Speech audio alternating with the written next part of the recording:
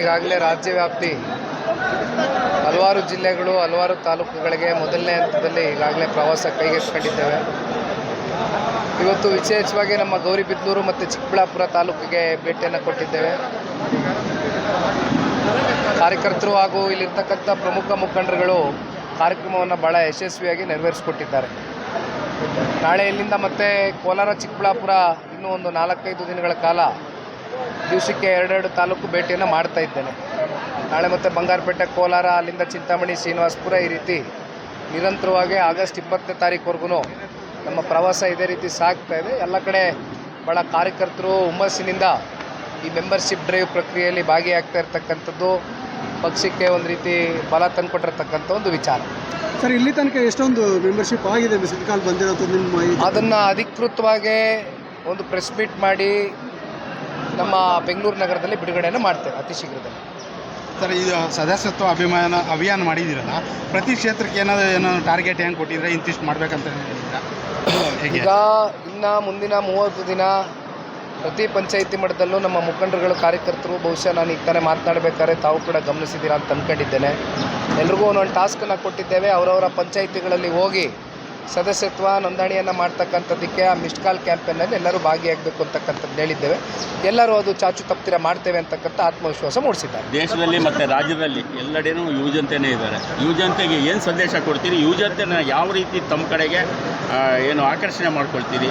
ನೋಡಿ, ಇವತ್ತು ತಾವು ಯುವಕರಿದ್ದೀರಿ, ಯುವ ಪೀಳಿಗೆ ಏನಿದ್ದಾರೆ ಅದರಲ್ಲೂ ಭಾರತ ರಾಷ್ಟ್ರದಲ್ಲಿ ದೊಡ್ಡ ಸಂಖ್ಯೆಯಲ್ಲಿ ಇವತ್ತು ಯುವ ಪೀಳಿಗೆ ನಮ್ಮ ಭಾರತ ರಾಷ್ಟ್ರ ಮತ್ತು ನಮ್ಮ ರಾಜ್ಯವನ್ನು ಪ್ರತಿನಿಧಿಸ್ತಾ ಇದ್ದಾರೆ.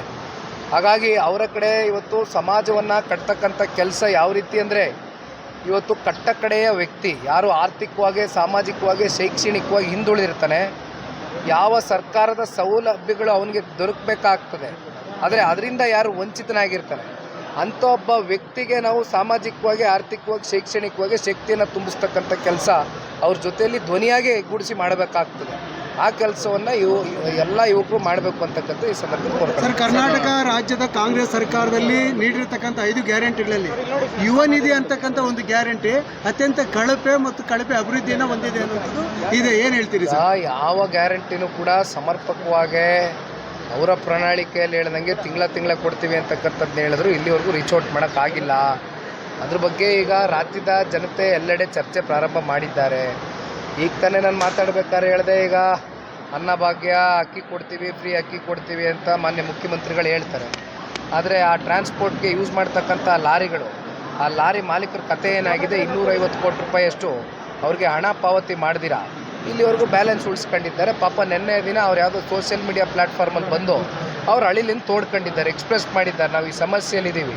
ಈ ಲಾರಿಗಳನ್ನ ಯಾರು ಕೂಡ ಏನೋ ಈ ದುಡ್ಡು ಇಟ್ಕೊಂಡು ಎಲ್ಲರೂ ಖರೀದಿ ಮಾಡಿರ್ತಕ್ಕಂಥವ್ರು ಯಾರೂ ಸಾಹುಕಾರರೇನಲ್ಲ, ಎಲ್ಲ ಬಡವರೇ, ಎಲ್ಲ ಯಾರು ಮಾಲೀಕರಿದ್ದಾರೆ, ಎಲ್ಲ ಫೈನಾನ್ಷಿಯರ್ಗಳ ಹತ್ರ ಅವರು ಮನೆಯವ್ರದ್ದು ಒಡವೆ ಇವೆಲ್ಲವನ್ನು ಅಡವಿಟ್ಟು ಹೋಗಿ ತಗೊಂಡು ಬಂದಿರತಕ್ಕಂಥದ್ದು ಅವೆಲ್ಲ ಸೀಸ್ ಮಾಡ್ತಾ ಇದ್ದಾರೆ.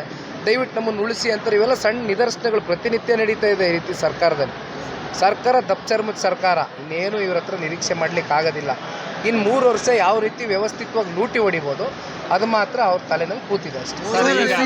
ಸಿಎಂ ಸಿದ್ದರಾಮಯ್ಯ ಬದಲಾವಣೆ ಆಗ್ತಾರಾ ಸರ್ ನಿಮ್ಮ ಪ್ರಕಾರ?